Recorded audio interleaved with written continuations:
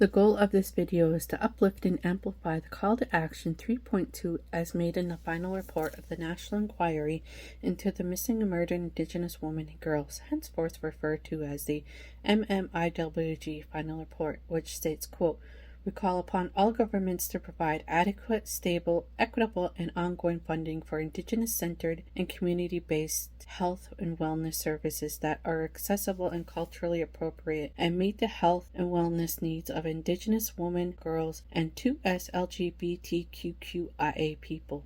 The lack of health and wellness services with Indigenous communities continue to force Indigenous women, girls, and 2SLGBTQQIA people to relocate in order to access care. Governments must assure that health and wellness services are available and accessible within Indigenous communities and wherever Indigenous women, girls, and 2SLGBTQQIA people reside."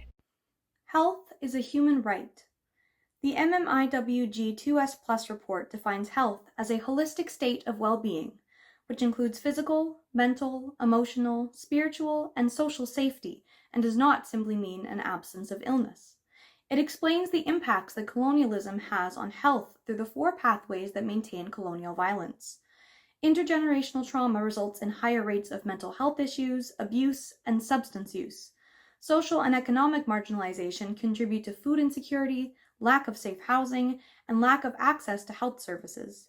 Maintenance of the status quo and institutional lack of will results in a healthcare system which continues to fail at providing Indigenous women, girls, and 2SLGBTQQIA+ people with the care they need, as well as, in many cases, being a source of direct harm.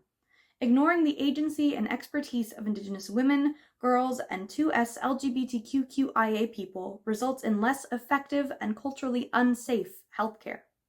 According to the 2020 report In Plain Sight, addressing Indigenous-specific racism and discrimination in BC healthcare, it was found that Indigenous women are more likely to live with multimorbidities than both non-Indigenous folks and Indigenous men. Furthermore, the report revealed that Indigenous men were 83% more likely to feel, quote, "completely safe" when visiting an emergency department compared to Indigenous women, indicating a lack of feelings of safety as a barrier in accessing health services. The National Inquiry into Missing and Murdered Indigenous Women and Girls identifies systematic barriers in healthcare that disproportionately affect Indigenous women, girls, and 2SLGBTQQIA people.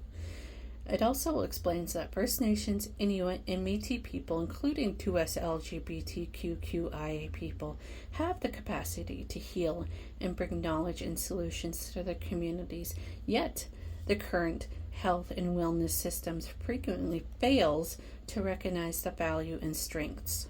Health and wellness services are more effective when Indigenous people create and provide them.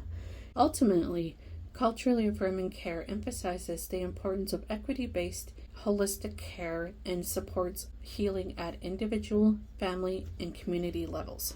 The Nuu-chah-nulth Tribal Council (NTC) represents 14 Nuu-chah-nulth nations on Vancouver Island, BC, providing culturally grounded programs for Indigenous peoples with a focus on women, girls, LGBTQQIA+ individuals. Here I will list some programs that align with this video. MMIWG support. They offer culturally safe mental wellness supports to survivors, families, and those affected by the missing and murdered Indigenous women, girls, and gender diverse peoples. USHMA, in English terms, states Precious One, and this provides additional family support. Child and youth programs service ages 0 to 18 years of age. These programs foster cultural connections, wellness and development, advocacy and system navigation, which states, quote, "advocate for equitable access to healthcare services, including specialized referrals, medication coverage, and medical support." The first step can be traditional teachings in a supportive environment. The second way is Indigenous representation within hospitals, which can be set up through Indigenous advocacy councils.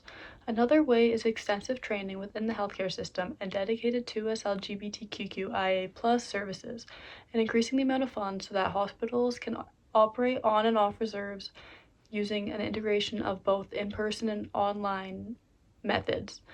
Healthcare must be safe, adequate, and equal for all peoples, including Indigenous women, girls, 2SLGBTQQIA+ people.